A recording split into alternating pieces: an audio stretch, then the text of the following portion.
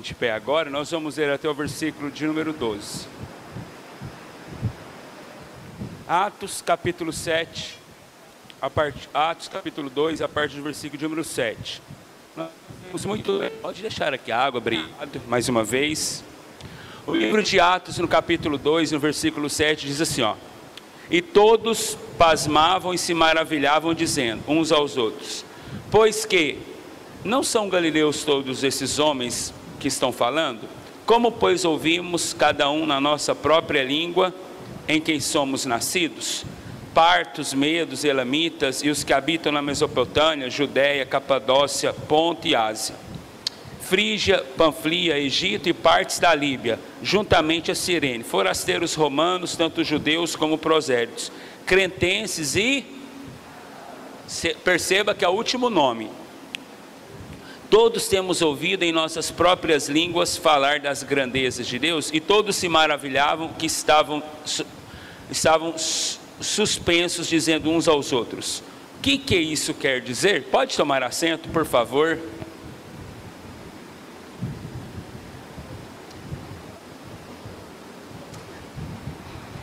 Obrigado, meu irmão. A grande luta hoje das igrejas são... Obrigado. O óculos pode deixar aí, eu não vou usá-lo, só para a leitura. A grande questão da igreja hoje, das igrejas mundiais, é como saber lidar com a janela 1040. Como lidar com povos muçulmanos. Nunca se ouve tanta preocupação das igrejas quanto ao contexto islâmico. Nós temos visto hoje no Afeganistão isso.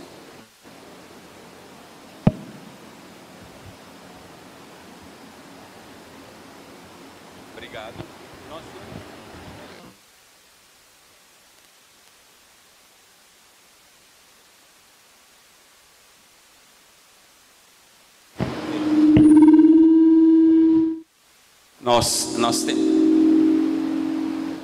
Nós temos visto hoje no Afeganistão a maior manifestação de atrocidades, perseguição, genocídio, infanticídio que nós poderíamos acompanhar nas nossas televisões, nos nossos celulares.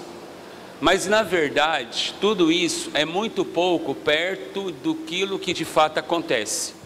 A mídia, ela não tem acesso aquilo que acontece por detrás das cortinas de aço, que nós dizemos popularmente em territórios muçulmanos. Pouca informação chega até nós sobre de fato o que eles fazem, o que eles cometem. Na verdade, aquelas imagens que nós temos é apenas um sinal, é um contra-gota. São coisas muito aterrorizantes, muito piores do que acontece. Aí as pessoas me perguntam, mas como que fica os muçulmanos, os islâmicos, a respeito da salvação? Bom, desde que um muçulmano, um árabe, um goiano, um brasileiro, um romano, um japonês, um asiático, não testemunham que Jesus seja o Filho de Deus e se arrependa dos seus pecados, e seja batizado e siga a doutrina bíblica, ele pode fazer ação boa a vida toda, ser um bom vizinho, um bom pai, um bom marido, um bom empregador. Ele não vai herdar a vida eterna. Então a mesma explicação que eu dou para muçulmanos, escute isso, querido, a mesma explicação que eu dou para muçulmanos que promovem carnificina no mundo, é a mesma explicação que eu dou para alguém que nunca fez nada de errado aos seus olhos, é um bom pai, é um bom vizinho, mas não confessou Jesus como Salvador. Então eu tenho que partir dessa premissa. Se eu te dizer, quem está no inferno, Madre Teresa de Calcutá ou Adolf Hitler? Você vai falar assim, Adolf Hitler! Mas Madre Teresa de Calcutá confessou Jesus como Salvador? Se dobrou diante da grandeza de Deus e se arrependeu dos seus pecados? Foi batizada nas águas e testemunhou que Cristo é o único Senhor e Salvador ou não? Então ela pode ter feito ação boa a vida toda. Isso te espanta. Te espanta se eu perguntar, se você estiver num ônibus e o ônibus for cair numa ponte e tiver do seu lado direito um muçulmano e do lado esquerdo um irmão da sua igreja, quem você salvaria? Não precisa responder a minha pergunta. Você salvaria o irmão, porque você quer sentar na mesa dele, ainda ver ele, conversar com ele, sorrir com ele, testemunhar das grandezas de Deus. Mas você jamais pegaria um muçulmano e disse: eu vou te salvar porque você não conhece Jesus, eu vou te mostrar o amor, a graça de Jesus. Dificilmente nós escolheríamos quem nós não nos familiarizamos, com quem nós não temos união. Só que o Evangelho é um pouco diferente. A Bíblia vai nos dizer que quando os apóstolos, aqui já apóstolos, eles saem à porta do templo, eles estão pregando das grandezas de Deus, em idiomas diferentes. Se você perceber, a última nação aqui que fala é os árabes. Você começa a perceber que o livro de Atos começa a falar de uma nação que nós conhecemos. A Bíblia começa a falar que eles estão ali. E todos os galileus, não são esses senhores galileus? Como que esses estão falando nas nossas línguas? Como, pois, ouvimos, cada um na nossa própria língua, em que somos nascidos? E a Bíblia fala que tinha ali capadócios, tinha mesopotâmio, tinha asiáticos, judeus. A Bíblia fala que tinham cretenses, a Bíblia fala que tinham romanos. A Bíblia fala de todas as regiões que existiam ali. Se você perceber, o nome árabe é o último nome. Isso tem a ver com a volta de Cristo. Quando o trabalho missionário começa na Ásia, através da igreja, você percebe que há uma forma pendicular. Tem algumas coisas ainda no português que eu não decoro. Pendicular de se trabalhar.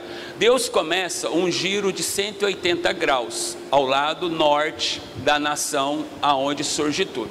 Aí você vê que a Ásia, o mundo medo, o mundo persa, você vê que as nações descritas aqui começam a ser alcançadas. Novas nações surge a América Latina, a América do Norte. O Evangelho alcança a Europa, da Europa alcança a América do Norte, da América do Norte, a história vai dizer agora que da América do Norte se desce para a América do Sul o Evangelho, a obra missionária.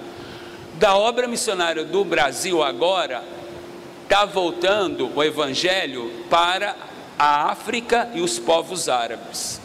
Nessa visão missionária, nós temos visto que antes da volta de Jesus, existe um último povo a ser alcançado pelo Evangelho. Qual é? O povo árabe, que originariam a religião muçulmana. Ser muçulmano não é ser árabe. Ser árabe não é ser muçulmano. Quem são os árabes? Árabes são pessoas nativas de países que falam a língua árabe. Quem são os muçulmanos? Aqueles que, independente da etnia de nascimento, se adaptam e adequam à religião muçulmana. Então eu faço uma separação entre brasileiros, nascidos no Brasil, que agora se adaptam à religião protestante e se tornam cristãos. Nem todo cristão que a gente conhece, a gente consegue distinguir a sua nacionalidade. Por que você está fazendo esse breve relato, pastor? Eu quero separar o cidadão árabe do cidadão muçulmano. Eu quero te mostrar que dentro do contexto árabe, dentro da família árabe, existem pessoas que são carentes de ouvir a palavra de Deus. Pastor, mas os muçulmanos perseguem cristãos? Sim, mas eles perseguem muito mais os próprios da própria religião, que não aceitam a imposição da Sharia, que é a imposição da guerra santa, a imposição do fundamentalismo islâmico. Então, os irmãos muçulmanos deles são muito mais perseguidos que os próprios cristãos, porque os cristãos são minorias. Então uma retaliação a outros muçulmanos que não aceitam a adaptação, a imposição daqueles que são extremistas, aqueles que carregam mochilas, aqueles que adotam bombas em seus corpos, aqueles que adentram em carros para promover um atentado que eles consideram um atentado de honra. Querido, toda perspectiva missionária, escute isso, você tem que entender o outro lado. Você tem que entender como que um católico pensa, um espírita pensa, um macumbeiro pensa, um candombledista pensa, uma pessoa que pratica magia. Você tem que entender a mente e quais são os pontos principais da religião dessa pessoa para que você traga essa pessoa para o cristianismo. Se você nunca compreender o que o seu vizinho pensa, você nunca terá argumento suficiente para convencê-lo que o cristianismo de fato é uma religião que gera vida, que gera cura e que gera salvação. Se nós não compreendermos o outro lado, dificilmente construiremos ponte para que atravessemos para o outro lado. Essa ponte sempre ficará quebrada. Você já parou para perceber que hoje, escute, existe um distanciamento entre a geração que está indo e a geração que está ficando? Não há uma comunicação entre a geração atual da Assembleia de Deus com a geração que está nos deixando. Há uma ruptura, ao contrário da onde nós deveríamos passar o bastão uns aos outros. Hoje nós temos uma geração de jovens que não estão olhando para trás, se comunicando com uma geração de pastores anciãos, de pastores que conquistaram muitas coisas, de pastores que lutaram pelos valores assembleanos. Essa comunicação não está havendo. E o que nós estamos encontrando? Estamos encontrando uma ponte quebrada, porque o evangelho é como a tocha olímpica. A tocha olímpica sai de lugar em lugar, passando a tocha um ao outro para que dê continuidade até que chegue o destino final. O que está acontecendo? Nós estamos vendo uma geração que está se levantando hoje que não conhece sequer a história da própria igreja que congrega, ou da própria igreja ao qual faz parte. Muito pouco nós nos atentamos para os detalhes da história da Assembleia de Deus desde 1910, 11, quando surgiu no Brasil. E aí nós estamos deixando um legado, nós estamos deixando de vivenciar um legado de homens que deram sangue, deram as suas vidas, investiram tudo o que tinha para que hoje, no século 21, no ano de 2022, nós estivéssemos aqui. Custou sangue de alguém, custou noite sem sono de alguém, custou suor de alguém, custou esforço. Muitas igrejas foram levantadas na base do sangue, de mãos que foram feridas, de pés que se calejaram, por homens e mulheres que se dispuseram a entregar inteiramente as suas vidas à obra. É muito importante nós mantermos essa ponte construída para que a geração seguinte, os nossos filhos e os nossos netos possam entender o que é a Assembleia de Deus e como que ela conseguiu chegar nesse número expressivo no mundo e no Brasil. Então, se eu não entendo o que o meu vizinho muçulmano pensa, dificilmente eu vou conquistá-lo e mostrar para ele o Evangelho.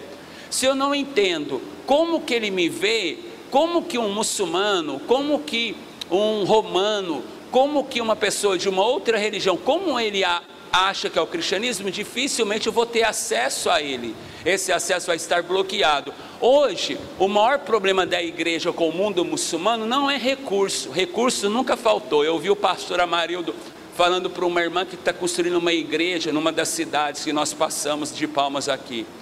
O maior problema da evangelização muçulmana não é a língua, porque hoje tem curso de inglês, você aprende inglês em 1 ano se você for um aluno dedicado. O maior problema já é a cultura local. Eu não conheço a cultura local, então eu tenho dificuldade de me adaptar à cultura, alimentação, vestuário, como se saúdam, como se comportam, como se relacionam, como se falam um ao outro. Talvez essa seja a maior barreira que as igrejas encontram para evangelizar outros povos, outras nações e outros países. Eu quero chamar a atenção de vocês para duas coisas. Para aquilo que nós ouvimos desde ontem, estamos ouvindo quando entrou uma peça teatral, quando entrou uma equipe representando, dizendo: a volta de Jesus está breve, você está preparado? Sobre o tema despertado para essa convenção, sobre uma igreja revigorada para a volta de Jesus. Existem algumas sinalizações dentro do livro de Atos que nós temos que estar atentos. Por que nós temos que estar atentos? Porque é um advento missionário que está percorrendo todas as nações. Os Estados Unidos teve a oportunidade de ser o maior país de emissário de missionários que houve, e houve. Os Estados Unidos foi um dos países com o maior número de missionários enviados para todo o mundo. Fizeram muito bem isso. Só que agora, descendo para a América Central, hoje o Brasil se encontra com um país que assim podemos denominar como o país do avivamento nas nações, o país que está mais recebendo de Deus, o país que está sendo mais agraciado pela bondade de Deus. É só você olhar para os países vizinhos e outros países. A Europa hoje totalmente voltada ao negacionismo de Cristo. Você vê, o ateísmo nunca cresceu tanto como tem crescido hoje em países europeus que antes eram capitais evangélicas, capitais protestantes. Aí você vê que esse advento do Espírito Santo e da manifestação de Deus, ele está percorrendo o Brasil, está voltando para países do Oriente Médio. Hoje, a proporção de muçulmanos que está se convertendo a Cristo, que Jesus está aparecendo para essas pessoas, aumentou significativamente 600%. No ano de 2000, havia 0,8% de pessoas muçulmanas convertidas a Jesus. Hoje, no ano de 2021, há 11,6% de pessoas oriundas da religião muçulmanas que estão deixando o islamismo para se converterem a Cristo. Então nós temos visto um avivamento, mas escute isso, no livro de Atos, a última nação a ouvir a língua do evangelho na sua língua mãe é o povo árabe. Pastor, o que isso quer me dizer? Que o avivamento que Deus está promovendo nas nações árabes, está me dizendo, Jesus está voltando, porque esses filhos de Abraão eram os últimos a serem alcançados pelo evangelho e pela obra missionária, para que a volta do meu filho seja evidente. Quando você abre o livro de Isaías, e eu vou abrir e vou ler, você vai ler em casa. Quando você abre o livro de Isaías, no capítulo, escute isso, no capítulo 60, o texto diz assim: levanta-te e resplandece, porque já vem brilhando a tua luz, a glória do Senhor vai nascendo sobre ti. Esse capítulo 60 de Isaías, juntamente com 59, 61, 62 e 63, são capítulos do livro que são pré-arrebatamento, são capítulos apocalípticos, que estão falando sobre a volta de Jesus. E aí está falando assim, ó, levanta-te e resplandece. Com quem está falando? Com a igreja. Porque já vem brilhando a tua luz, e a glória do Senhor vai nascendo sobre ti. Versículo 3: as nações caminharão à tua luz, e os reis ao resplendor do que te nasceu. Só que eu quero chamar a atenção a vocês para o versículo de número 7. Todas as ovelhas, todas as ovelhas de Quedar congregarão junto a ti. Aqui está falando que todas, não está falando um pouco, está falando de todas. Todas as ovelhas de Quedar se congregarão junto a ti, e os carneiros de Nebaiote servirão. Com agrado subirão ao meu altar, e eu glorificarei a casa da minha glória. Então Deus está falando que todas as ovelhas de Quedar e as ovelhas de Nebaiote se congregariam ao meu altar, e eu glorificaria a casa da minha glória. Então é o próprio Deus falando, dizendo que as ovelhas de Quedar e os carneiros de Nebaiote se ajuntariam no altar de Deus. Agora, a questão que eu queria vos apresentar: vocês sabem quem é Quedar e Nebaiote? Quedar e Nebaiote são os dois filhos mais velhos de Ismael. Escute isso. Abraão gera dois filhos. O primeiro, Ismael, aquele que achava que tinha primogenitura. O segundo, Isaac, que é o filho da aliança, o filho da promessa. Deus não desampara Ismael. Antes ele diz para Abraão: eu serei com Ismael. Ele gerará 12 príncipes, ele será contra todos e todos serão contra ele. Ele habitará no deserto, será flecheiro e habitará de fronteira com seus irmãos. Imagine que essa linha de 3 pontos nessa quadra de futebol seja a fronteira entre os filhos de Isaac e os filhos de Ismael. Eu sou filho de Ismael, legítimo, neto de Abraão, por ser filho de libanês. A minha origem de genealogia, eu sou filho de Nebaiote. E vocês que estão do outro lado, são os outros filhos de Abraão, os filhos de Isaac. Escute isso. Então a palavra me diz que os filhos de Nebaiote se morariam de fronteira com seus irmãos, que são os filhos de Isaac. E eles morariam lado a lado. Quando você olha para Israel, o que você vê no quadrante? Nas costas marítimas, o mar, que não tem como tirar. Do lado norte, o Egito. Do lado oeste, Palestina. E do lado leste, e vai subindo para o lado sul, Líbano, Síria, Jordânia. Então, ao lado de Israel, existem países que moram ao vizinho a filhos de Isaac. Quem são os vizinhos de Isaac? Os filhos de Ismael. Então o texto bíblico, quando fala da promessa de Abraão para Ismael, que Deus diz a Abraão: não se preocupe, eu serei com o menino. Porque a gente acha que Deus abandonou Ismael. Não, a Bíblia fala assim: eu serei com o menino. E a Bíblia fala assim: o menino cresceu no deserto e Deus era com ele. Escute isso. A promessa se cumpre literalmente. Quando você olha para Israel, você vai andar ao redor de Israel na fronteira, você só vê filhos de Ismael ao redor de Israel.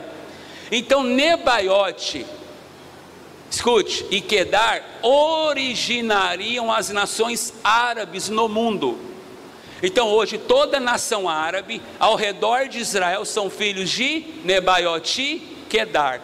Deus está dizendo que antes da volta de Cristo, esses dois homens que gerariam as nações árabes, essas nações, não está falando assim, alguns poucos, não, está dizendo que todas as ovelhas de Quedar, não está dizendo de um terço, de uma parte, de um meio, de um quinto, quem? Todas, subiriam ao meu altar. Qual altar? Ao altar de Deus, e serviriam de bom grado, e eu aumentaria a glória da minha casa. Então quem está dizendo não é o pastor Carlos, é a própria Bíblia, é o próprio profeta Isaías através de Deus. Então ele está dizendo que antes da volta de Cristo, nós teríamos que entender que os filhos de Nebaiote e de Quedar seriam alcançados pelo poder de Deus. E quem são eles? Os árabes ou os muçulmanos. Então toda a retaliação que hoje nós vemos no mundo dos muçulmanos, nada mais é do que um levante do diabo, porque o diabo sabe que no dia que os filhos de Isaac e os filhos de Ismael se unirem no mesmo altar, o céu se fende, o homem do cavalo branco desce, a trombeta soa e a igreja sobe. Então o diabo tenta semear semente de divisão entre árabes e judeus, entre os dois filhos de Abraão, porque ele sabe que o fim dele, quando, escute isso, você que gosta de fazer oração aí, ó, pula para cima e pisa na cabeça do diabo, quando o filho do homem for levantado por uma vez de todas, cumprir aquilo que foi dito lá no livro de Gênesis, da semente dessa mulher, que tu enganaste hoje, virá um, que esmagará a tua cabeça com o calcanhar dele, e esse dia eu e você, filhos de judeus e filhos de árabes, convertidos ao Senhor Jesus, veremos, numa visão profética, o Rei dos Reis, o leão da tribo de Judá, se levantar e esmagar a cabeça daquele que tem procurado nos enganar. Só que, pastor Khaled, o tempo é breve. O avivamento no Oriente Médio é notório. O avivamento no Oriente Médio é notório. Por quê? Porque a Bíblia me diz que quanto mais perseguição havia na igreja, a igreja mais crescia. Quanto mais os imperadores matavam cristãos, mais cristãos nasciam. Quanto mais o diabo achou que era o nosso fim, era apenas mais um do nosso recomeço. Então o que nós temos visto no Afeganistão nada mais é do que uma manifestação maligna para enfraquecer o cristianismo. Só que ele mais uma vez se engana, porque Deus tem uma promessa com Abraão, Deus tem uma promessa com a igreja, Deus tem uma aliança na sua palavra, e Ele tem um pacto de juramento a nós. E sabemos que palavra alguma que Deus disse ao meu respeito e ao seu, alguma nação, volta vazia, e que nenhuma delas cai, como disse Josué. Josué falou assim: não se esqueçam que nenhuma palavra que Deus nos disse caiu todas se cumpriram. Então, o que eu estou tentando trazer a atenção de vocês hoje, que é a parte da tarde sobre missão, é essa. Deus, da mesma forma que está incendiando o Maranhão, Ele está incendiando o Oriente. A mesma chama que está aqui no Maranhão é a mesma chama que está em países que perseguem cristãos. Os cristãos que estão lá, eles são o quê? Uma continuação do que vocês são aqui. O que eles são lá são frutos de oração daquilo que vocês fazem por eles. Quantas pessoas me abraçaram e disseram: pastor, nós estamos orando pelo Senhor. Nós nem sabíamos quem era esse povo muçulmano. Agora o Senhor, como filho de Ismael, um ex-muçulmano, dizendo que Jesus salva muçulmano, nós vamos orar pelos muçulmanos. Como eu fui agraciado nessa manhã, por abraços, por fotos de pessoas que se comprometeram. Mas o que eu estou tentando trazer a atenção de vocês é essa: que os árabes, que foram a última nação a ouvir o Evangelho na sua própria língua, no século 21, vão ser as últimas nações a ouvirem o Evangelho na sua própria língua. E quando isso acontecer, é sinal dos fins dos tempos, é a volta porque aí o Evangelho terá sido anunciado em todas as nações. Escute isso, pastor. Mas como é um árabe crente? Pastor Mariano, Pai do Senhor, seja bem-vindo. Nós amamos a vida do Senhor. O Senhor é um ícone para nós. Saúde e vida longa, amém, irmãos? Amém. Então nós entendemos isso. Escute isso. Verão de 1993 no Líbano. O meu país estava sendo destruído pela guerra. Eu perdi uma irmã de 5 anos de idade, chamada Samia Ali-Nissaif, em um contexto de guerra entre Líbano e Israel. 2 filhos de Abraão, de um lado de Israel, os filhos de Isaac, do outro lado da fronteira do Líbano, ao sul do Líbano e costa marítima, os filhos de Ismael. Tudo brigando por direito. Não existe guerra religiosa. Não existe separação religiosa. O que existe hoje no Oriente é briga por direito. Direito ao quê? Direito àquilo que foi implantado no coração dos muçulmanos. Quem é o filho mais velho? Ismael.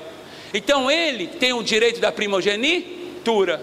Então para os muçulmanos, para os árabes, quem tem direito a tudo que há no Oriente não é Isaac, mas sim Ismael. Porque a Bíblia vai me dizer que o direito da primogenitura é do filho mais velho, independente se ele seja da mulher amada ou da mulher aborrecida. Escute isso. A guerra que acontece hoje no Oriente, a não ser quando é dentro de próprios grupos muçulmanos, aí é uma guerra de poder. Mas quando há guerra entre Líbano e Israel, entre Síria e Israel, nada mais é do que uma guerra por direito. Hoje, a matéria direito tem sido a responsável por separar pessoas, famílias, irmãos e amigos. Pessoas que querem exercer e se acham no direito de brigarem uma com as outras. A guerra lá não é entre muçulmanos e judeus, não, é entre árabes e judeus, entre aqueles que falam que ser filhos de Ismael e aqueles que se acham filhos de Isaac. No Líbano, uma guerra durou 26 anos, escute isso, 26 anos. O meu país foi destruído 4 vezes. Sabe o que é destruído? Destruído não é um vento que passa e leva copo de água, leva as roupas do varal e arranca telhado. Não, querido, o país foi dizimado 4 vezes. Quando foi a 4ª vez, em maio de 2003, eu perdi uma irmã chamada Sâmia, como eu disse para vocês anteriormente, uma menina de 5 anos de idade que foi acometida por uma infecção que ela adquiriu do ar, da atmosfera. Porque guerras deixam resíduos químicos no ar. Todo míssil, toda bala, tudo, ele tem um ingrediente mortífero, que se aquele míssil não destrói pelo encontro, ele destrói porque ele é nocivo. Isso está em cada míssil de cada país. Então agora minha irmã pega uma infecção. Eu tinha 9 anos, a minha irmã do meio 7, a minha irmã mais nova 5.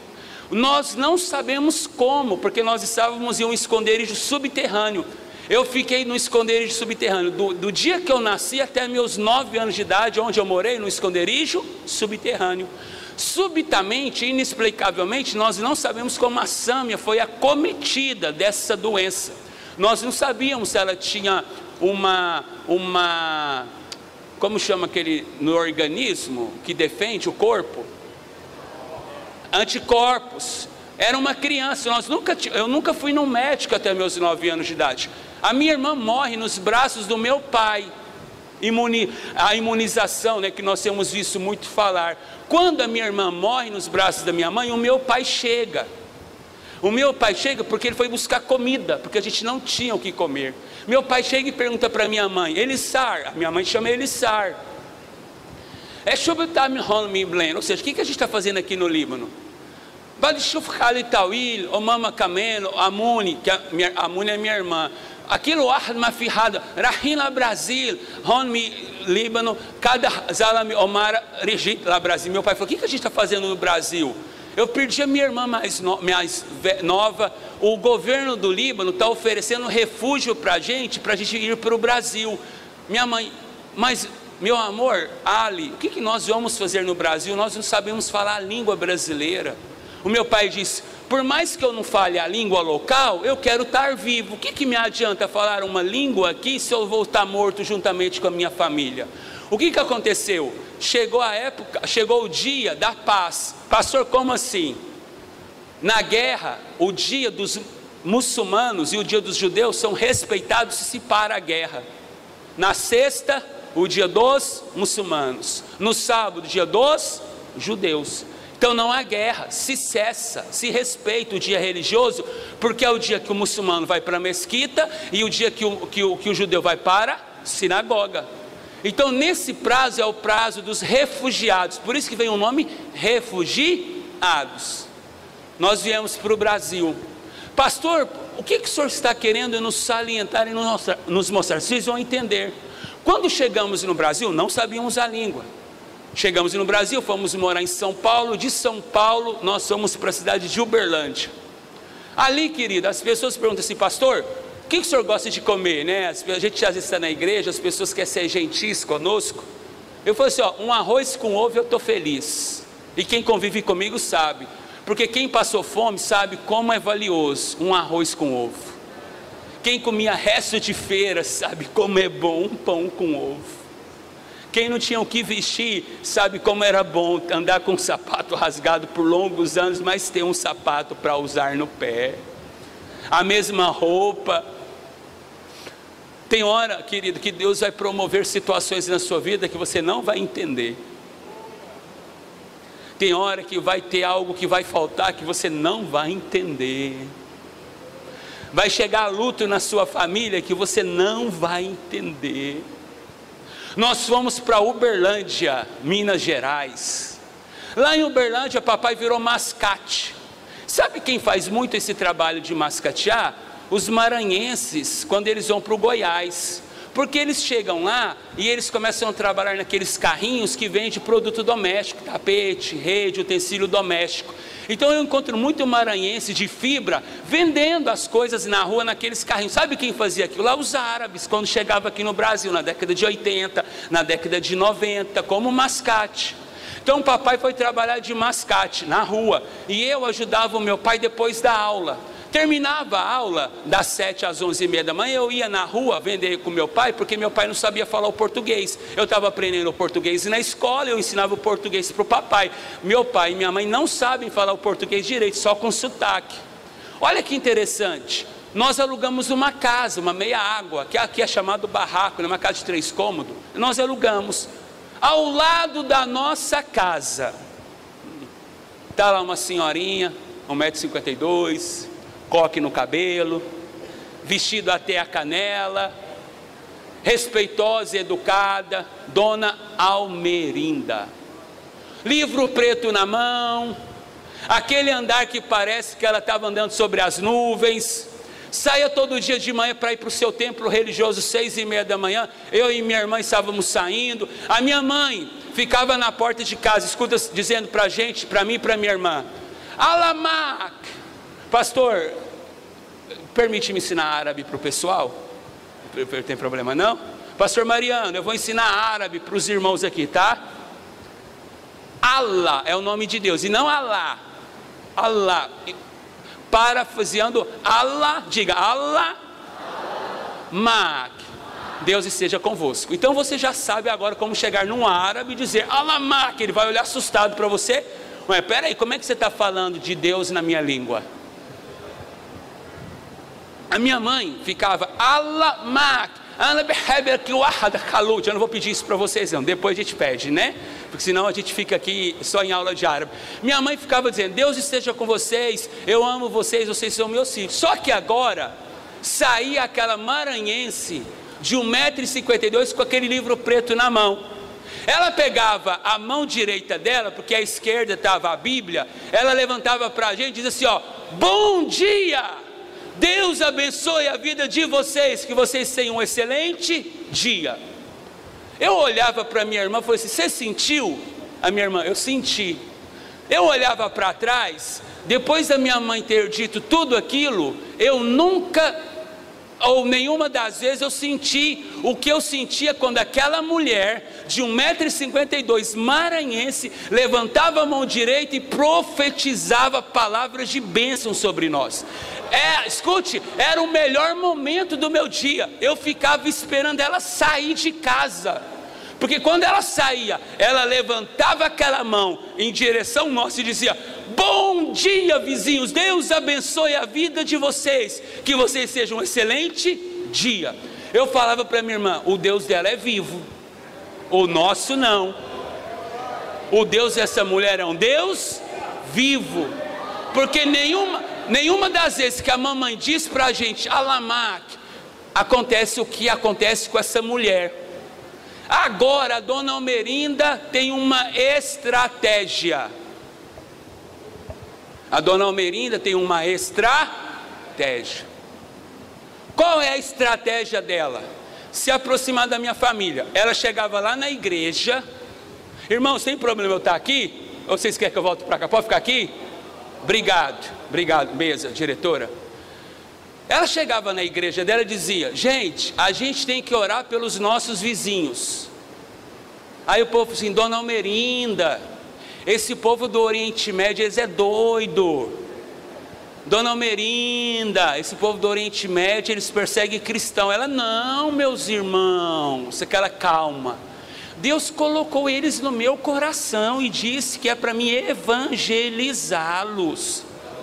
Vamos lá comigo? Não, a gente só vai orar pela senhora, mas ir lá a gente não vai com a senhora não. A Dona Almerinda, Deus, me dá uma estratégia. me mostra.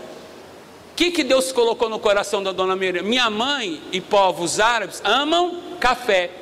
Aí agora a dona Almerinda fazia café e levava para minha mãe. Agora o café era a estratégia da dona Almerinda de levar o que para minha mãe? O café? Não, o evangelho. A minha mãe falava para ela: dona Almerinda, o seu café é muito doce. Aí ela dizia: assim como é Jesus. Dona Almerinda, o café da senhora, a senhora coloca doce demais. Eu vou colocar mais, porque Jesus é bom. Olha o discernimento de uma senhora maranhense. O café árabe não se coa.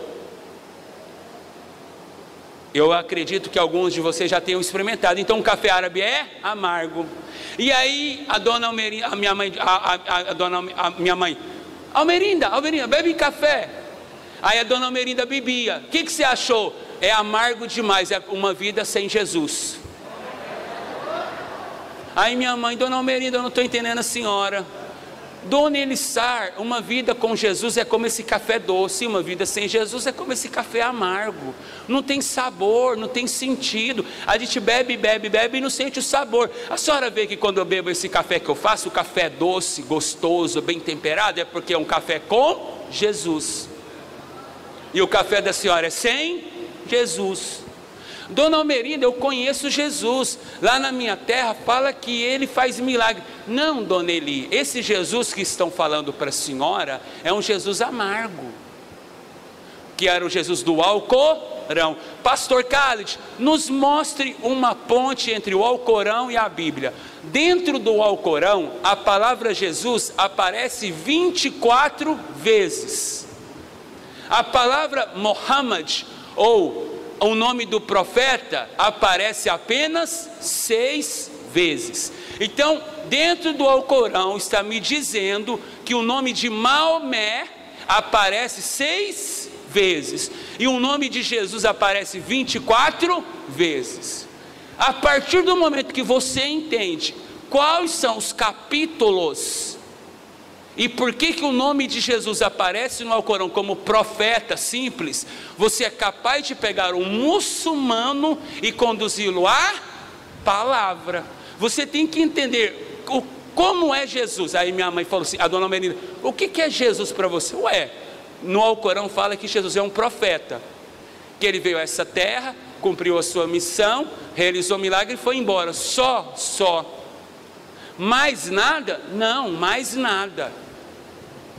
Ué, mas e o Jesus da senhora? Não, o meu Jesus é muito além de milagre. O quê?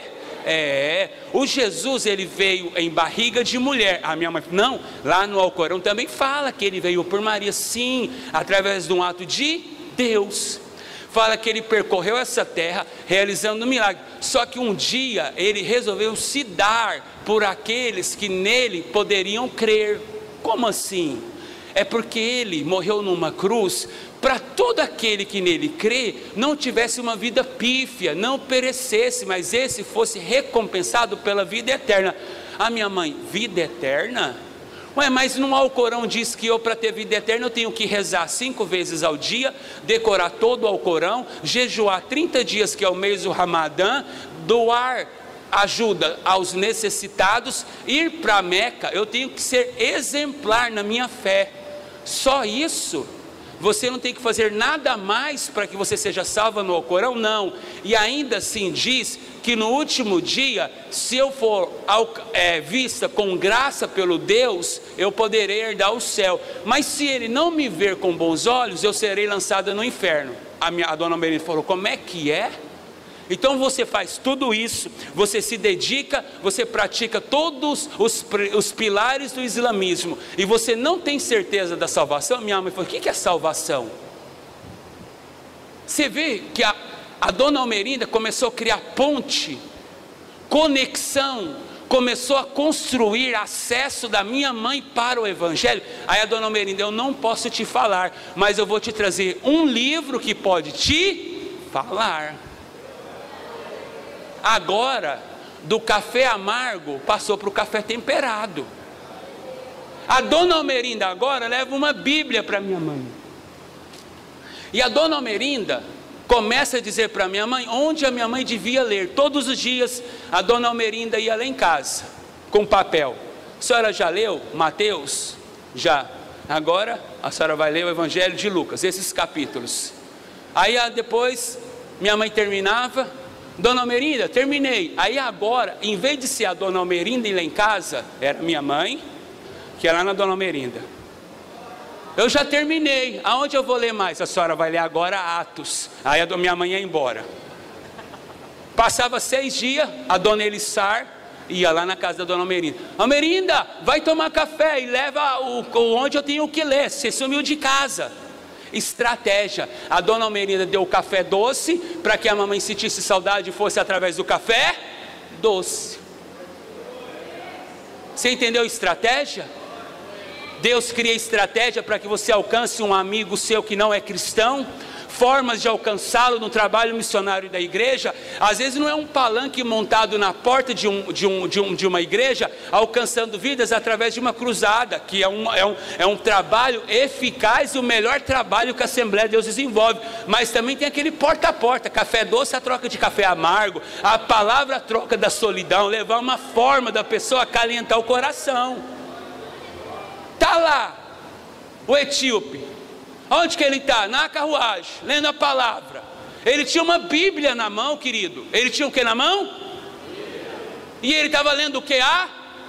Aí o Felipe aparece do lado dele. Você está entendendo o que você está dizendo? Eu não estou entendendo nada. Não tem quem me? Não tem quem me? Então deixa eu entrar na carruagem que eu te explico. Entra logo, porque essa palavra está consumindo minha alma, mas eu não sei o que está escrito aqui. Aí daqui um pouco ele leu. Andou lá alguns quilômetros e o etíope falou assim para ele: o que me impede de ser batizado? O que impedia ele? Nada. Então pare aqui. Querido, eu fico louco com o Evangelho. Sabe por quê? Porque a Bíblia não me fala que eles estavam num lugar marítimo. Não fala que ele estava parado. A Bíblia fala que ele estava andando. Quem aproveitou a oportunidade não foi Filipe, foi o etíope. Quando o Filipe falou para ele do batismo, do novo nascimento, ele viu a água. Ele falou: pare aqui. E fez a pergunta: o que me impede de ser? Está aí a água, então me leve para lá e eu quero ser batizado, eu quero se remir dos meus pecados, eu quero confessar os meus pecados. A Bíblia fala que assim que aconteceu, o que aconteceu com o Filipe? Aí o etíope volta para a Etiópia. Aí a Etiópia é conhecido nos primeiros séculos pós-Cristo como um dos maiores países protestantes de toda a África. E a gente não entende por quê. Porque a mulher samaritana foi lá na cidade dela, evangelizou a cidade toda dela e trouxe a cidade toda diante de Jesus. Aí a gente acha que a gente pregar a palavra para uma única pessoa não vai ter resultado. E a Bíblia fala que esse etíope volta para a cidade dele, apresenta para a história, vai dizer, apresenta o evangelho, e a Etiópia se torna a primeira nação protestante daquele tempo. Por quê? Porque Filipe foi lá explicar o evangelho para alguém. Você está entendendo o poder do trabalho missionário? Aí agora a dona Almerinda está lá na minha casa, almoçando, tomando café e discipulando a minha mãe. Meu pai ia chegar, a minha mãe falava assim: dona Almerinda, meu marido está chegando, é melhor a senhora ir embora. Dona Almerinda, puf! Chegava o pai, o muçulmano xiita, aquele homem tradicional, respeitador, que me ensinou a rezar 5 vezes. E a gente vai falar isso amanhã de manhã sobre legado. O obreiro e a família, como que um pai pode ensinar o seu filho. Mas isso que é amanhã de manhã. E aí meu pai me ensinou todos os valores do islamismo, todos. Rezar 5 vezes ao dia, decorar o Alcorão. Até hoje eu sei o Alcorão de cabeça, assim como eu sei a Bíblia. Por quê? Porque desde criança eu aprendi. Desde a infância eu fui instruído. Escute, para nós encerrarmos. Para nós continuarmos, desculpa. Eu achava que era 4 horas, meu relógio. E aí, escute, a dona Almerinda agora está na minha casa, falando de Jesus para uma mulher muçulmana. Eu chego em casa um dia, a dona Almerinda, abre sua Bíblia aí. Eu passando pelo quarto da minha mãe, quando eu passo, a minha mãe está chorando. A minha mãe está com aquele livro aberto no colo. E eu pergunto assim, e a mama, Shofimiushik, leia a Bíblia. Eu perguntei, mãe, o que tem no seu? Por que a senhora está chorando? Aí quando eu chego perto da minha mãe, fecha a Bíblia. Minha mãe fecha a Bíblia e esconde ela. Pega o véu do seu cabelo, esconde ela num criado mudo. Eu falei assim, mãe, deixa eu saber o que a senhora está lendo. A minha mãe falou assim, ainda não é a hora. Não é o seu tempo. Por que minha mãe disse? Porque a minha mãe queria saber o que é aquele livro antes de passar a informação errada. Você entende por que fala sobre neófito?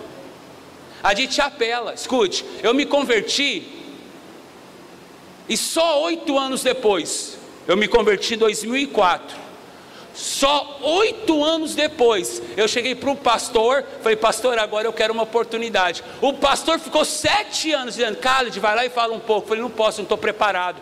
Como assim? Pastor, ainda não estou pronto para falar. Por quê? Existia uma muralha do islamismo construído na minha mente. Agora eu conheço Jesus, é necessário que essa muralha seja derrubada e uma nova muralha seja conhecida, que era a muralha do cristianismo. É por isso que a Bíblia fala sobre neófito, novo na fé. Uma pessoa nova na fé, ela não tem condição de pregar, de falar, porque ela não está instruída adequadamente naquilo ao qual ela está conhecendo. É como você pegar uma criança recém-nascida de alguns meses, colocar uma mamadeira ao lado da cama e dizer para ela, beba o leite. Ela não consegue, porque ela ainda é uma criança. Você pega uma leiteira e coloca uma mamadeira e coloca ao lado da cama e fala para ela, beba o leite. Ela vai morrer de fome, porque ela é nova. Precisa de alguém que pega o leite, a leiteira, coloque na mamadeira e dê o leite a ela. É necessário que alguém alimente ela. Então, meu querido irmão, deixa eu dizer algo a você, não tenha pressa naquilo que Deus te prometeu. Não antecipe nenhuma etapa da sua vida, na sua caminhada ministerial. Se você não foi chamado para um campo grande, seja fiel no pequeno. Escute isso, aquele que se acha grande demais para uma pequena tarefa, é pequeno demais para uma grande chamada, porque não foi fiel no pequeno detalhe da sua vida. O pastor ia lá no quarto que eu morava, Khaled, faz 3 anos que você se converteu. Eu falei, pastor, eu ainda não estou pronto. 8 anos para mim dar a minha primeira saudação na igreja. Por quê? Porque eu ainda não tinha total compreensão do Evangelho. Khaled, como assim, irmão? Khaled, não consegui entender que uma pessoa que lê a Bíblia pela primeira vez, pela segunda vez, uma pessoa com 2, 3 anos de conversão, ela tem a capacidade, isso que dói, porque na atual conjectura da pressa midiática de ministério, falar que alguém tem que esperar 2 anos. Você sabia que quando um muçulmano se converte, ele tem que esperar 3 anos? Por exemplo, lá no Oriente Médio, as igrejas, grande parte da igreja são subterrâneas. Grande parte das igrejas no Egito, no Paquistão, no Afeganistão, são subterrâneas. Quando um muçulmano se converte, se coloca uma venda nos seus olhos. Durante 3 anos, ele vai vendado para a igreja, até que se perceba nele que houve uma conversão, para que ele não seja um infiltrado e denuncie a igreja. Aí a gente aqui quer pôr esse cantor no púlpito, um cara que voltou agora da vida mesquinha e acha que tem dinheiro, já quer subir no púlpito. A pessoa cantava no mundo, não era ninguém, agora vem para a igreja, já quer ocupar lugar de espaço num lugar que não é dela. Dízimo não determina tempo.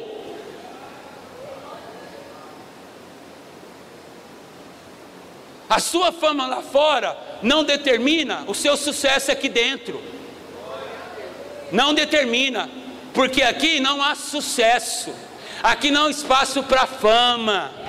Aqui não há espaço para isso. Não há. Paulo, que é Paulo, ficou 14 anos. Imagina eu, um leproso, foi achado aí no meio do caminho. Se eu não vou ficar uns 10, 12 aprendendo a Bíblia para depois pegar o microfone e falar de Jesus. Aí a gente quer pular etapa, quer queimar etapa. Aí depois de não dar certo lá fora, a gente reclama para Deus. Reclama da vida. Reclama que não teve sucesso no ministério. Reclama que as coisas não aconteceram. Não, querido, toda vez que você antecipa um processo, as coisas não acontecem na sua vida. Toda vez que você adia uma etapa, você está fazendo o quê? Retrocedendo em vez de você estar progredindo. Agora a dona Almerinda revela o Evangelho. A minha mãe agora esconde a Bíblia de mim. Só lia a Bíblia quando meu pai não estava. Mas tinha um dia que eu chegava na minha casa, a minha mãe estava chorando. E eu dizia, peraí, por que a minha mãe está chorando, lendo a Bíblia, sendo que a gente passa a vida toda lendo o Alcorão e nunca chorou? E eu falava para a mamãe, mamãe, Amor Maruf, Anabad Tarif Shufi Honik. Falava, mãe, por favor, me diga o que tem lá. Aí minha mãe falava o quê? Ainda não é o tempo. Porque nenhuma mãe que eu conheço, ou alguma mãe que seja presente, ou um pai, que experimenta que dá uma coisa para o filho, sem que experimente primeiro. Já viu a mãe vai alimentar uma criança recém-nascida? Ela pega a comida que ela produziu, ela experimenta para ver se está quente, e para ver se está bem temperada, antes de dar para a filha, porque se der direto para a filha, o que acontece com o filho queimar, e não vai gostar da comida. Gente, a gente não entende a tipologia das coisas de Deus, as metáforas que Deus prepara na nossa vida. Uma mãe nunca dá algo para o filho sem que antes experimente antes. Então minha mãe tinha que experimentar para ver se aquele alimento era verdadeiro, para dar para os filhos. Como que vai dar uma comida amarga? Só se for uma louca, demente. Como que vai dar uma comida pegando fogo e fazer a criança? Porque se a criança come, escute isso, se eu dou algo para o meu filho, ele queima a boca, a próxima vez que eu der algo, ele vai comer? Por mais fome que ele esteja? Porque eu estou dando algo para ele quente, eu estou dando algo para ele ruim. Entende? E aí agora minha mãe experimenta as delícias do Evangelho. Querido, outra coisa, deixa eu abrir um parênteses bem rápido. Me perdoem por estar olhando no relógio, mas eu não consigo entender que obreiro que pega microfone para dar saudação extrapole o tempo.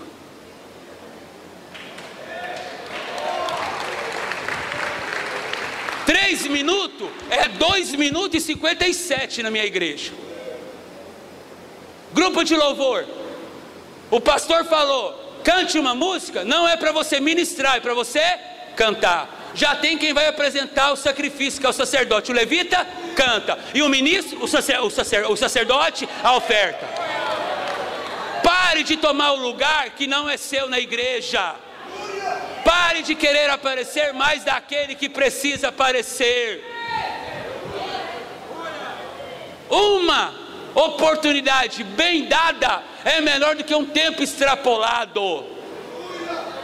Nunca esqueça isso. E outra coisa, quando subir e chamar você para uma oportunidade, fala assim, eu fui pego de surpresa, ou então devolve o microfone, ué.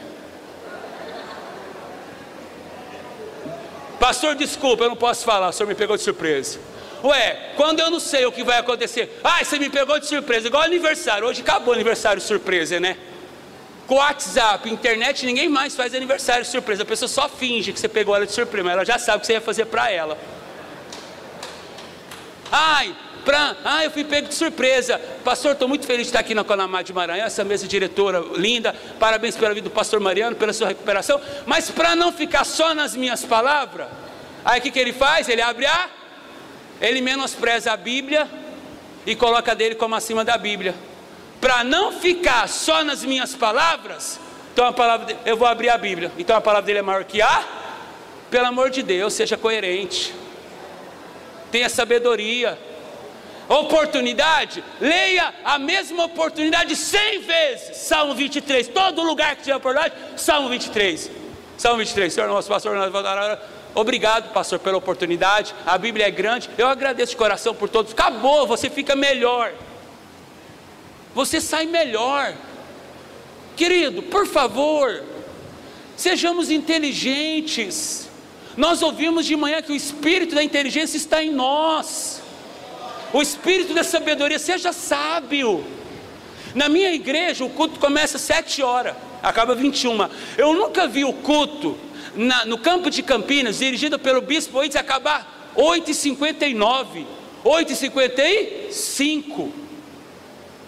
Quando eu não estou viajando, eu prego na minha sede, onde eu congrego. O bispo me chama, ele passa o microfone 8 horas, 8h05. Bispo, até que hora? Você tem até 10 para as 9. 8h35, estou levando no microfone. E eu tenho somado ao lado dele. Eu tenho ganhado por causa disso ao lado dele. Porque eu guardo os tempos no débito. Eu não fico devendo. Eu vou somando na minha conta com ele. Aí esse dia na reunião eu falei assim, os irmãos ficam reclamando aí quando eu dou oportunidade. Mas os irmãos pegam o microfone aqui, eu falo uma saudação, o cara prega 15 minutos. A cantora vem cantar, fala o nome do pai, da mãe, da filha, do tio, do cachorro, do periquito que morreu. Canta, canta, canta, canta e não para. É uma música, irmã. É uma música. É uma música. Aí os irmãos falam assim, o bispo não me dá tempo. Cadê? Eu estava lá na reunião. Aí, eu dou o microfone para ele, 8h05, 8h40, ele me devolve. Nunca passou de 8h40, por que a gente quer ultrapassar esse tempo? Deus mudou a minha vida na convenção de 2015. Eu era administrador de empresa, ganhava um salário ótimo, trabalhava dentro de uma mineradora. Eu sou pós-graduado em comércio exterior. Eu trabalhava na Anglo América, que extrai o nióbio. Viu agora a nova conquista do nióbio? Bateria de nióbio.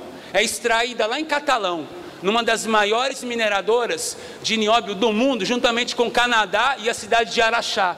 As 3 maiores que extraem nióbio no mundo. E aí, eu trabalhava numa mineradora, Deus me chamou para a obra. Eu fui para uma convenção, 2015, reinauguração da Baleia, eu tive uma oportunidade. Sabe quantos minutos eu falei? 3. Eu falei 3 minutos. 3. Eu estava lá sentado, falando sobre o mundo muçulmano, na cadeira. O Samuel Ferreira, para aí! É melhor você ser chamado pela palavra que você deu, do que ter o microfone cortado pelo tempo que você prolongou. Ele me chamou de volta, eu saí tremendo, igual o irmão que estava pregando aqui ontem. Ele falou assim, qual que é o seu nome? Aí eu voltei e tive mais uma oportunidade. Khalid Allen, você é muçulmano convertido a Jesus? De onde você é? Lá de Catalão. Quem é o seu pastor? Meu pastor Eurípides, que me ordenou. Depois a convenção me levou para Goiânia. Por que eu estou dando esse exemplo para vocês? Eu fui chamado, respeitei o tempo, tive sabedoria e maturidade para entender que eu tinha só 3 minutos numa convenção. Então, se chamarem vocês para vir aqui, falar de qualquer assunto, e o pastor para ele fala assim, você tem 3 minutos. 3 minutos. Cantar uma música, você não precisa falar o que aconteceu na sua vida lá em 1955, na Jacobobinha, não, é para cantar uma música. Cante a música, não atrapalhe o culto. Pastor, irmão, eu estou falando coisas que são liturgias da nossa igreja. Tem igreja aí que recebe cantor e o cara canta 1 hora, mas aqui não, nós temos ordem, organização, horário para tudo, seja uma convenção e seja um culto. O pastor falou assim, 4h15, vocês vão ver que eu vou terminar antes, porque eu não necessito de todo esse tempo. Escute, agora a minha mãe viu que era o meu tempo de ler a palavra. Querido, eu passava pelo quarto da minha mãe, olha que interessante, que é cultura. Na minha casa e na casa dos meus pais, eu não entro no quarto dos meus pais se eles não tiverem e se eles não me chamarem. Às vezes eu estou lá em Uberlândia, meus pais não estão em casa, eu não entro no quarto. Se a minha mãe me liga, filho, vai lá e pega alguma coisa para mim que está lá na minha penteadeira, eu vou lá. Mas do contrário, eu não entro na casa dos meus pais no quarto dos meus pais, sem que eu receba uma ordem ou um convite. Cultura. Então eu passava na porta do quarto da minha mãe, ela não estava. Eu estava doido para entrar e procurar aquele livro. Aí você fala assim: ah, mas você podia ter entrado, é a palavra de Deus, é o Evangelho.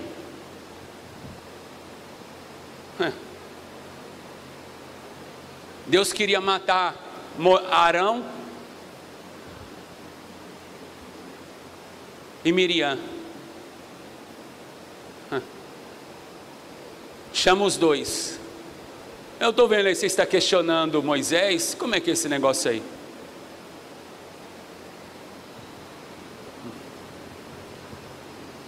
Eu estou falando com ele face a face, vocês estão duvidando? Eu coloquei ele como autoridade, como líder de vocês, e vocês estão sendo rebeldes? Eu não estou entendendo vocês dois não, é? Quem vocês dois acham que vocês é? Aí a Bíblia fala que quem ficou leprosa? Quem? E pergunta assim: por que Arão não ficou? Por que Arão não ficou? Porque Moisés tinha colocado sobre o corpo dele autoridade. Deus respeita a hierarquia na terra. Deus tinha colocado a estola de autoridade sobre Arão. Miriam ficou leprosa, desculpa o rapaz da cinegrafista, mas Arão não, porque Moisés tinha qualificado. Mas um dia Deus disse: Moisés, traga Arão e Eleazar para o monte. Quando chegou lá em cima, tirou o efode de Arão e deu para o seu filho Eleazar. Na mesma hora Arão morreu. Não questione a autoridade de Deus na vida das pessoas. Não se rebele contra aquele a quem Deus constituiu sobre a sua vida. Não se levante contra uma autoridade por menor, mais simples, menos analfabeta que você e menos conhecimento. O efode tanto com a pessoa, respeite a autoridade de quem Deus constituiu sobre a sua vida. Davi é a oportunidade que Deus te deu. Joabe até usou o nome de Deus. Eu levantar contra o ungido de Deus? Eu? E contra aquele a quem Deus constituiu autoridade e ungido? Olha que interessante. Quantos pecados Saul cometeu? Quantos? Fala, igreja. Qual? O de desrespeito ao profeta. Não soube esperar o tempo. E Davi? Vários, mas nunca se levantou contra uma autoridade. Nunca questionou uma autoridade que Deus colocou. Quando Natan repreendeu ele, ele baixou sua cabeça e não justificou e buscou arrependimento. Não se levante contra uma autoridade. Saul já tinha sido rejeitado por Deus, mas Davi, ele ainda em vida é autoridade. Ele ainda em vida é autoridade. Ele ainda em vida é rei. E eu não levantarei a minha mão contra um ungido de Deus. Eu me lembro de Sansão. Sabe por quê? Porque a misericórdia de Deus é tão grande que até o último momento de vida, aquele que era para ser juiz, se arrepender, Deus se lembra dele e coloca nele de novo a promessa. Crescia cabelo na cabeça de Sansão. Em sua morte matou mais gente do que na sua vida. Autoridade. Levantou, foi despertado dentro do ventre materno como uma promessa.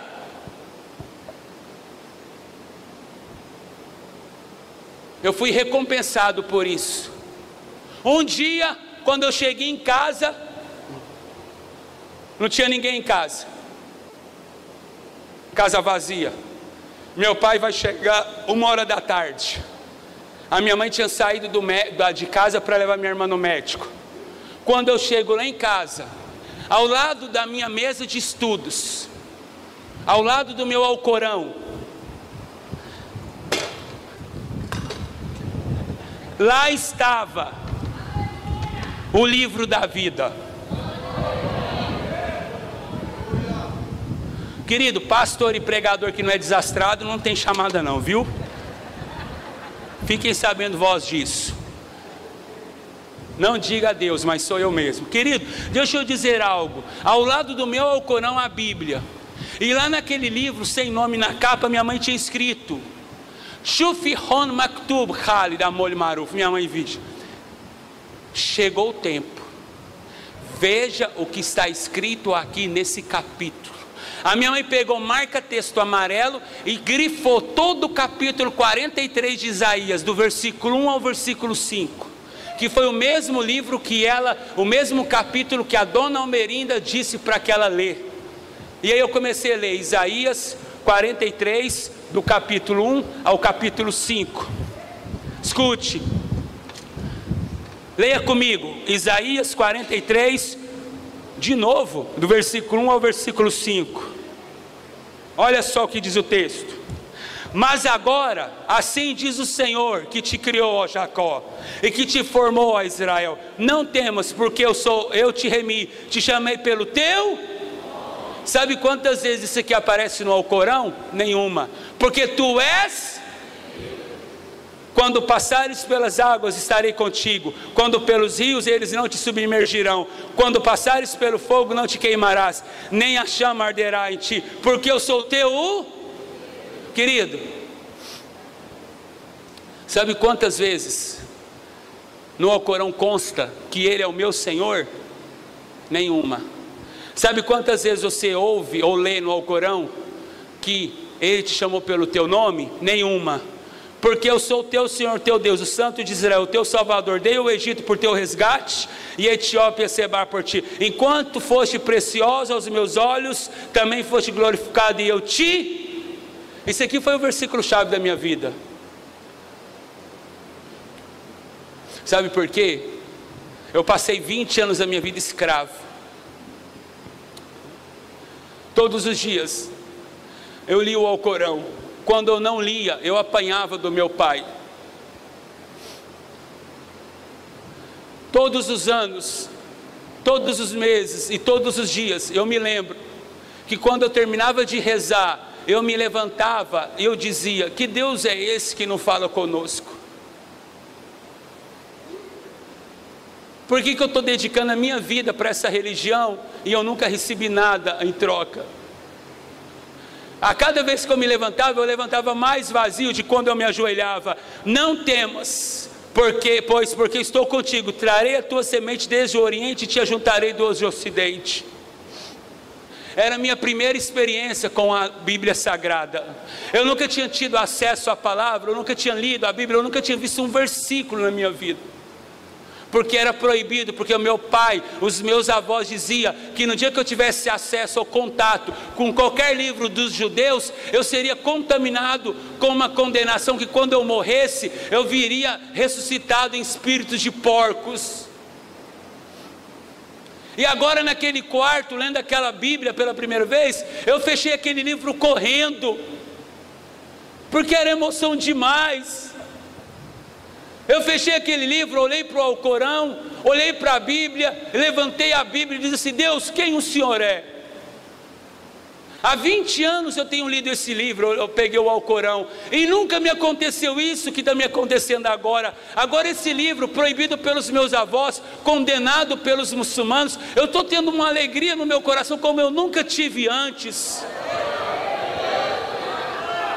E eu disse: por favor, me permita vê-lo, me permita ouvi-lo, me permita saber quem é o Senhor. Minha mãe chega.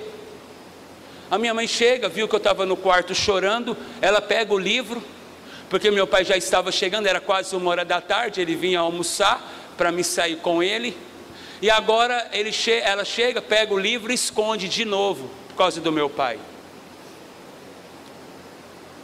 Meu pai chega, no caminho, meu pai olha para mim: o que foi com você hoje? Você está diferente, você está estranho, você está calado, você não está falando nada. A gente parou 3h30 da tarde para rezar, tirou os 2 tapetes do meu pai e o meu, colocamos no chão no meio de uma rua, era o horário da 4ª oração do dia, e fomos orar, rezar. Na hora que eu me ajoelhei, aquilo para mim não tinha mais sentido. Eu disse: Deus, se o Senhor é verdadeiro, me perdoa por estar ajoelhando para me orar por um Deus falso, mas por favor, deixa eu te ver, porque eu estou cansado dessa religião. Perdoa meu pai, porque ele também não sabe. Me levantei, meu pai fala, yalach yachale, ou seja, é levanta. Diz, levanta. Então você já sabe 2 coisas. Alamá, Deus te abençoe, e levanta. O primeiro versículo do capítulo 60 diz aí, levanta-te. Nós fomos, mas no outro dia eu chamei meu pai. Pai, eu preciso conversar com o senhor. Aí naquele dia, quando eu fui falar para ele, era como se eu ouvisse isso, ó. Eu estranhei, pai, aí eu ouvi de novo, como se alguém pedisse para mim não falar nada. Não, pai, eu só queria te falar que eu tirei boas notas na escola, melhorei das notas passadas. Que bom, meu filho, parabéns, é assim que você vai se formar. 3 domingos anteriores, eu estava no quarto onde meus pais moram, dormindo. 9 horas da manhã, eu me acordei assustado, porque eu imaginei que tinha alguém no quarto, mas eu olhei ao redor, a janela estava fechada, a porta estava fechada, a janela estava fechada com a cortina. Eu me assentei na lateral da cama, e agora veio uma história na minha cabeça. Sabe quando vai fazer o aniversário de alguém, e no final a gente vai cantar o aniversário aqui para uma pastora muito querida. No final, sabe quando aparece a homenagem para alguém, vai aparecer na história, a gente vai fazer homenagem aos nossos pastores, aí vê as fotos, a mesma coisa.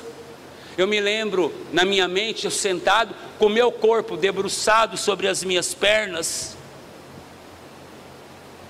quando cheguei no Brasil, quando a gente teve liberdade. Eu me lembro do meu primeiro brinquedo como criança, um pneu.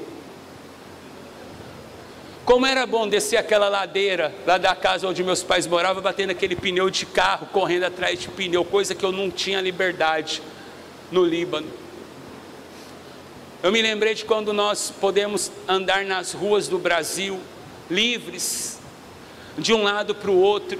E aí foi vendo uma série de cenas na minha mente. Eu ainda com o meu corpo, escute, com o meu corpo debruçado sobre as minhas pernas. Aí daqui um pouco alguém deu um pause, quando para a imagem e não tem mais nada.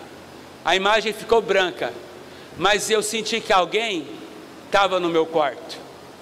O calor estava intenso, uma luz estava intensa. Quando eu abri os meus olhos, lá estava ele. Aquele homem de vestes resplandecentes, com seus pés perfurados, com cicatrizes saradas. Eu fui erguendo os meus olhos, quando eu cheguei na altura da cintura eu não consegui mais olhar. E eu me lembrei do que eu aprendi para me defender. Quando você vê que você está perto de alguém que é muito maior ou muito mais forte que você, se ajoelhe e se renda. É mais fácil ser um escravo vivo do que ser um orgulhoso morto. Eu me levantei, dobrei os meus joelhos e perguntei: quem é o Senhor? Eu sou Jesus Cristo, Filho de Deus. Eu vim aqui responder a sua oração. Eu sou o Deus dos cristãos. Eu morri na cruz do Calvário por amor a ti, tu és meu. Te chamo pelo teu nome neste dia. Escute. E a gente, no islamismo, a gente aprende a orar só em árabe. E eu dizia, eu disse: Jesus, Senhor, o Messias. Todos os anos da minha vida eu quis saber quem era o Senhor. Por que o Senhor demorou? Ele: eu não demorei, meu filho. Quando você foi me buscar na minha verdade e me perguntou sobre a minha verdade, através da minha verdade eu vim me revelar a você. E é por causa da sua pergunta que eu estou aqui. Eu sou o Deus dos cristãos. E eu gritava: Hesua Hamassi ana behabik tir. Behabik, te amo. Mas você não fala isso de um homem para mulher, de uma mulher para um homem. Você só fala isso para uma divindade. Quando uma mulher vai dizer Ana Shebik, você está dizendo, eu amo você, meu marido, ou marido, Ani Shebik. Mas quando você diz para uma divindade, um Deus, Ana Shebik, você está dizendo, o meu amor para o Senhor é muito acima de todo o amor que eu conheço dessa terra. E eu disse, Hesua ana behabik tir. E eu gritava naquele quarto, eu te amo muito. Eu sempre quis saber quem era o Senhor. Agora, escute, as orações tinham sentido. Eu não ajoelhava mais para me ajoelhar para um Deus que não podia me ouvir, não. Agora o Deus ao qual eu clamava era aquele que Deus tudo ouve, aquele Deus que nos acompanha todos os dias da nossa vida. E ele disse para mim, meu filho, até breve. Saiu do quarto. Procurei a minha mãe estava na cozinha, chorando, porque ela estava ouvindo eu gritar. Quando ela virou de frente para mim, ela disse, olha os dizeres, eu te disse que era no tempo certo, e eu disse que você o conheceria. Agora, o Khaled tinha conhecido o Senhor Jesus. Meu pai agora percebe mudanças. E eu tenho que falar para o meu pai a minha decisão. Eu disse de manhã, quando eu fui colocado para fora da minha casa, porque o meu pai não me aceitava como cristão, ele disse, a quem eu escolheria, a ele ou ao Jesus que não ia me dar nada e eu ia morrer na miséria? E ele disse, ele disse, esse Jesus vai te fazer o quê? O que ele pode te dar? Eu sou seu pai, eu tenho te dado comida, roupa, eu tenho te dado um lugar para você dormir. Você vai dormir na rua? Quem você acha que esse Jesus pode fazer por você? Aquele Jesus dos judeus que eles contam? Coitado de você e de Jesus. Você decide entre eu ou ele. Meu pai, eu amo muito o Senhor, mas o que eu conheci ontem é muito maior do que qualquer amor dessa terra. Meu pai disse, então vai embora dessa casa. Você não tem mais casa, você não tem mais família, você não tem mais pai. Nunca diga a ninguém que é o seu pai, nunca diga a ninguém de que casa que você é. Peguei minhas roupas, ele pegou a chave da casa. Estou indo embora. Quando ele bate o portão atrás de mim, dizendo coisas pesadas, que não cabe aqui dizer. Quando eu olho para o meu lado direito, quem está lá me olhando? A dona Almerinda. Oi, Khaled! Foi dona Almerinda? Eu já sei o que aconteceu. Foi como é que é? Quando eu levei a palavra na sua casa, Deus me disse, o primogênito daquela casa vai ser expulso por amor ao meu nome. Cuida dele. Sabe onde eu fui morar? Na Igreja Evangélica Assembleia de Deus. Esse Jesus me deu comida, roupa e lugar para mim morar.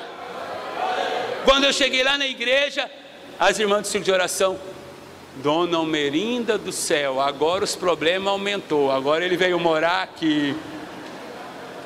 A dona Almerinda, aquela maranhense amorosa, não, meus irmãos, tenha paciência, ele é um bom menino nada, olha a cara dele de terrorista. Sabe por quê? Porque eu ainda não era completamente assembleiano, eu era barbudo, cabelo grande, aí não tem jeito de não ter receio. Aí quando eu comecei a ver os irmãos da casa, todos de barba bem feita, cabelo bem cortado, eu falei assim, eu tenho que me adequar ao povo. Aí o pastor chegava, meu filho, fica à vontade, fica à vontade. Eu falei, pastor, eu estou constrangido por causa do cabelo, mas eu não tenho dinheiro. Não, meu filho, fica à vontade, a questão é o que Deus está fazendo lá dentro. Eu sei, pastor, mas eu sento no banco, eu fico sozinho lá no banco, os irmãos não sentam perto de mim, ué. Eu quero conversar com as pessoas, quando eu vou cumprimentar, os irmãos saem assim, acelerados de mim, ué. Aí, irmão, deixa eu te falar um negócio para vocês. Deus converte um barbeiro. Eu não sei se foi por causa de mim não, mas ele converteu um barbeiro. Eu falei, irmão, o senhor que é o dono daquela barbearia lá, faz um fiado para mim, eu não tenho dinheiro, Ele falou, não, vai lá e corta o seu cabelo, vai lá e faz a barba, você não vai pagar nada. Era ceia.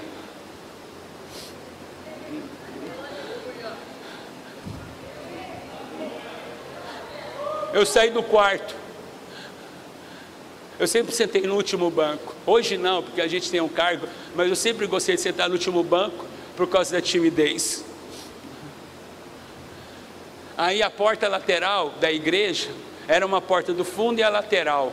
Aí eu entrava, saía do meu quarto que eu morava, já entrava na igreja da lateral. Aí eu estou andando assim, o povo está assim, ó.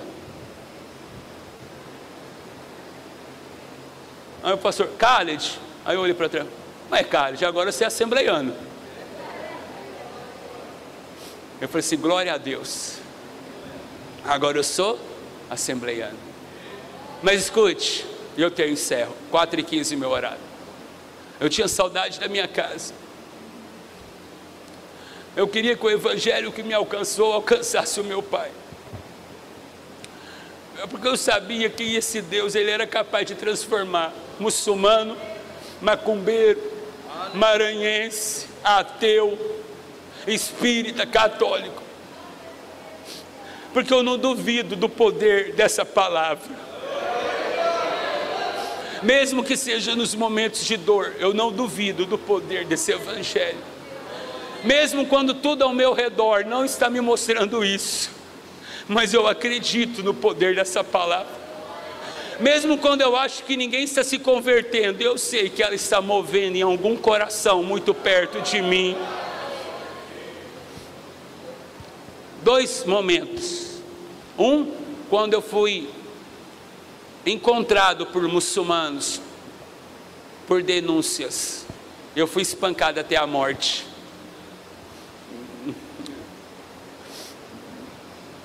Uma denúncia me denunciou aqui no Brasil. E eu me lembro que quando eles chegaram, eles disseram para mim negar Jesus. Eu disse para eles que eu não negaria. E aí fui acometido, 8 muçulmanos paquistaneses, adeptos à Sharia, sunitas da Al-Qaeda, me bateram. E eu só lembro de ter dito, Pai, perdoa-os porque eles não sabem o que eles estão fazendo. Na igreja onde eu morava, eu estava numa outra cidade trabalhando, num trabalho missionário. Eu me lembro que as irmãs contaram que quando elas receberam a notícia, elas começaram a orar. 1º dia, 2º dia, 3º dia, 4º dia. No 4º dia, uma irmã teve uma visão, que um homem entrava no quarto, curvava o seu corpo sobre os meus ouvidos. Ele falava comigo, mas ela não ouvia, ela apenas via o movimentar. Mas eu internado, entubado, eu não via ele, mas eu o ouvia. Amanhã, no resplandecer do sol, tu despertarás. Tem uma igreja orando por você. Eu ainda não terminei o meu projeto na sua vida. Você ainda testemunhará o meu nome pelas nações. Eu ainda trarei os teus do ocidente e desde o oriente. No 5º dia, o Khaled desperta. O médico disse para mim, depois do desentubamento, de todo o processo, eu liguei na casa dos seus pais. O seu pai disse que ele não é mais seu pai. O seu pai disse para mim não ligar mais lá naquela casa, porque você cometeu o pior pecado de um muçulmano, você se converteu ao judaísmo. Eu queria te dar essa triste notícia. E eu fui embora.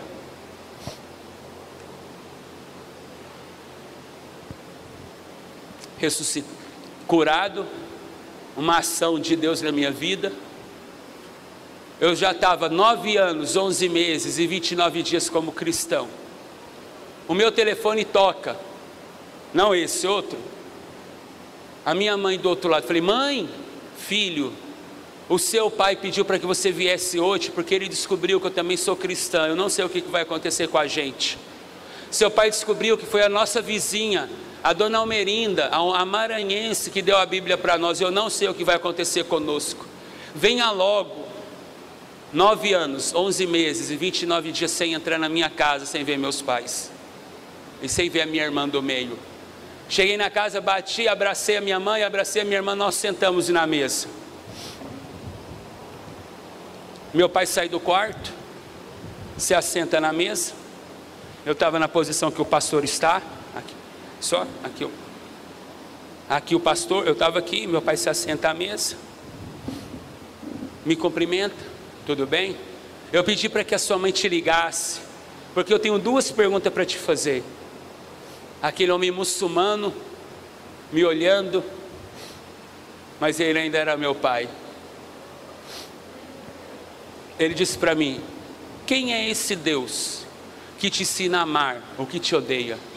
Quem é esse Deus que te ensina a falar bem daquele que fala mal de você?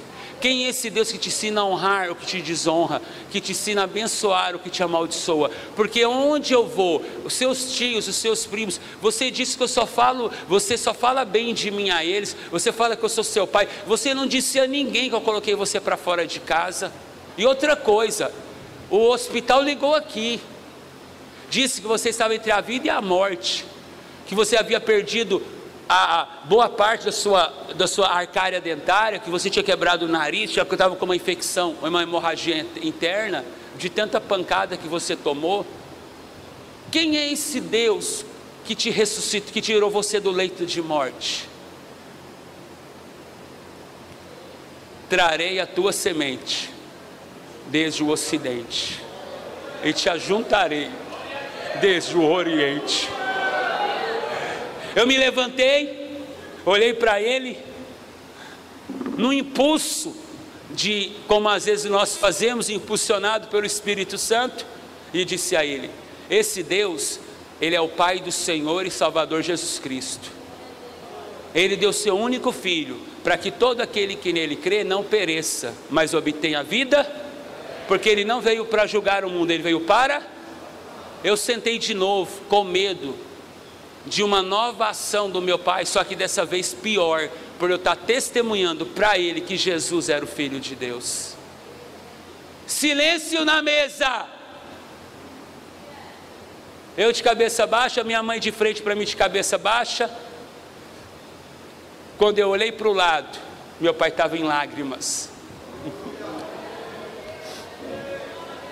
A obra que a dona Almerinda começou, ela não tinha acabado. A obra que aquela maranhense iniciou do café doce, em troca do café amargo, não havia acabado, só estava começando. Meu pai olhou para mim, me chamou de filho, falou: filho. Eu falei: filho, o que eu devo fazer para que eu me torne cristão como você se tornou cristão um dia? Eu quero ser crente como você é crente. Eu falei: o quê? Me perdoa, meu filho, por todo o mal que eu fiz contra você. Eu não sabia desse amor. Eu quero ter esse amor para mim. Papai, oi, ajoelha aqui. Aonde? Na mesa. A gente tirou a cadeira. A gente não precisa ir para o quarto pregar o tapete? Não. Porque daqui mesmo, o Deus que tudo vê é o Deus que tudo ouve. Ontem foi aniversário do meu pai, mas eu havia comemorado com ele alguns dias anteriores. Mas a minha mãe mandou uma foto dele e dela, dele em frente ao bolo.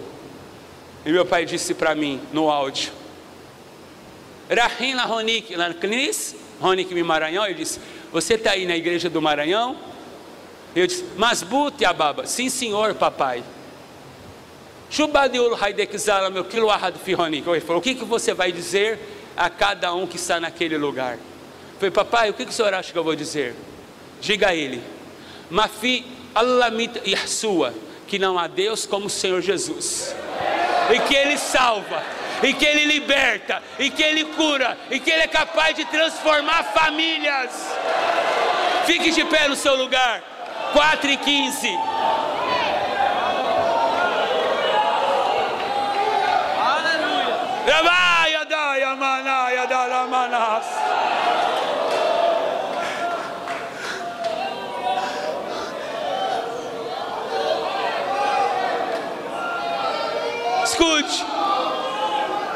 Quem são esses maranhenses que ouvimos falar das grandezas de Deus com poder e autoridade? As pessoas vão olhar para o Maranhão e dizer: quem são esses maranhenses que falam com tanta autoridade do poder e tanto amor ao Evangelho?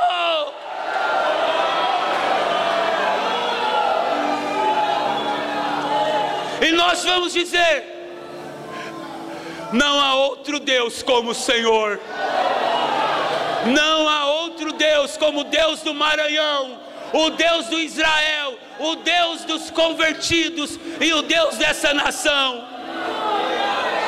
Eu não sei você, mas quando eu voltar para o meu local, eu vou voltar diferente, eu vou voltar entusiasmado, eu vou voltar disposto.